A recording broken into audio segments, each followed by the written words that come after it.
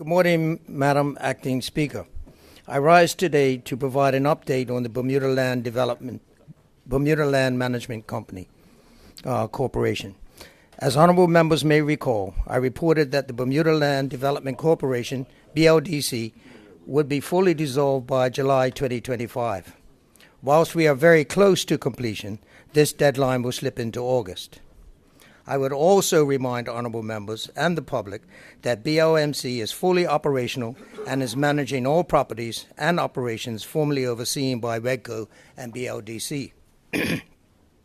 In the West, BLMC continues to work along with the Ministry of Public Works on the current North Arm repairs for the Tug's Berth. This project is ongoing, and the collective team is making progress while ensuring that there is little impact as possible on the day-to-day operations at King's Wharf and the transportation of its passengers. This has and continues to be a challenging task.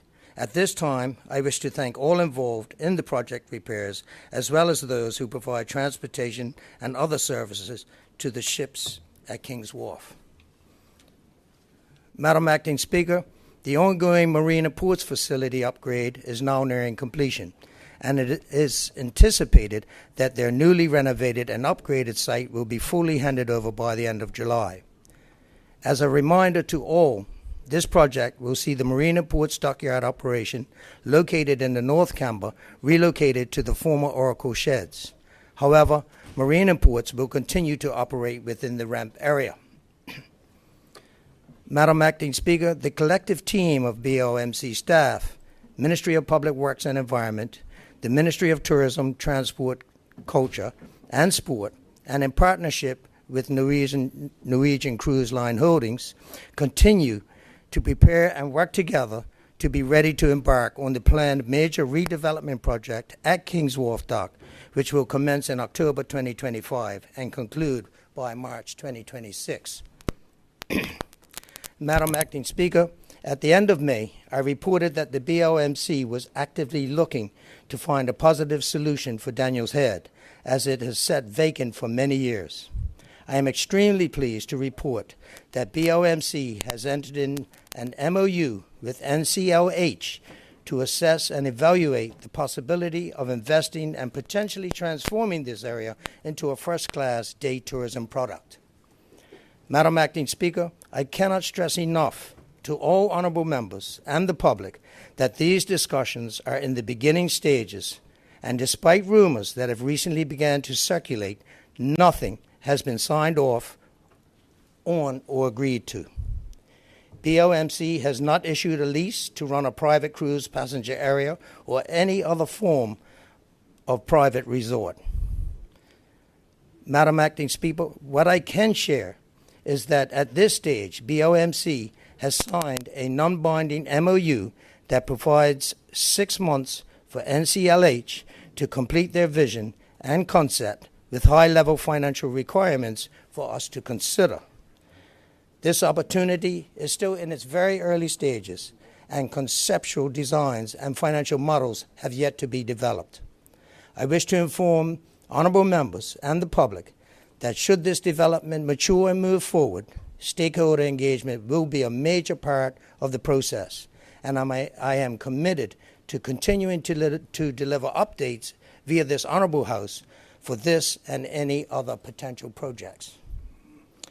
Madam Acting Speaker, what I do wish to make clear is that my ministry and the BLMC are committed to delivering a development for this site that will be a new first-class offering for Bermuda that considers and includes both the needs and requirements of the investor as well as the Bermuda community and incorporates Bermudian entrepreneurs and employees. Madam Acting Speaker, staying in the West, discussions continue that could potentially see the Vigilant Yard buildings being brought back to life. Should this potential project take off, it will enable the only remaining BLMC historical structures to be brought back to life.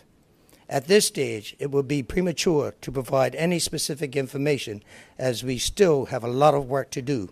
But we are very hopeful that in the coming weeks and months, we will be able to provide a more detailed update. Madam Acting Speaker, in the East, The water and waste infrastructure project is in the final stages before going live and receiving St. George's waste and turning off the sewage outfall, finally.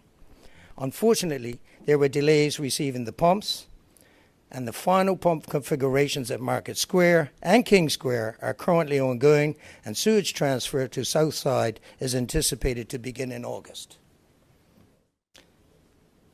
Madam Acting Speaker, the transfer of 38 homes, as mentioned in my May update, from leasehold to freehold is actively underway, with BOMC staff meeting all lessees outlining the process and requirements. The legal firm Chancery Legal are now engaged so that we can complete this process as promised during this fiscal year. Madam Acting Speaker, I wish to also ensure the East and the community that BOMC is also actively working on two initiatives, one with the Bermuda Housing Corporation to identify possible housing opportunities, and BOMC is currently in preliminary talks with a major local wholesaler and retailer about relocating their operations to the East End, which would present additional commerce traffic within the area.